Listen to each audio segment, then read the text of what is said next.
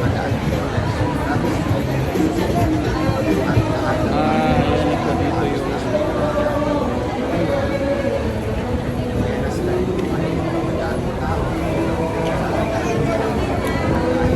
yan. Bawal na lumagpas. Sobrang dami ng tao. Mas marami dito. Kahit papaano, mas marami dito sa Quiapo. Kaya marami nagsasababot dito. So, kung makikita mo dito, Nangyari pa inahanap. nasa gitna halos ang mga So, nasa yellow line na sila, hindi naman magpas. daan, halos tagilid ka pa. Ayan yung yellow line. Yung yellow line na yan, bawal silang lumagpas.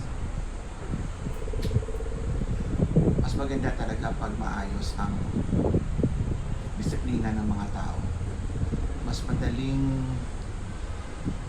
makita at madaling makadaan. Ayan na. Kahit pa paano.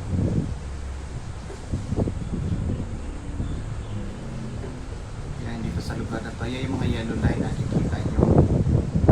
Yan. Bawal sila lumagpas dyan. May nakabantay. Lagi nakatingin. Oh. Kung nakikita nyo dati dito, dalawang line lang ang mga tao dumadaan. Ito halos lahat dito. Sobrang dami. Malawak. Makikita mo na yung sa gitna. Kitang-kita na yung daan hanggang sa dulo doon sa may Quinta Market. Kung makikita mo, dati dito halos hindi mo na makita ang Quinta Market eh. Ayan, sobrang dami. Dire-diretso lang. Oh, kung nakita mo sa kabilang building, nakikita mo yung ayos ng mga vendors. Nasa gilid lang talaga sila. Oh, hanggang dito sa Quinta Market.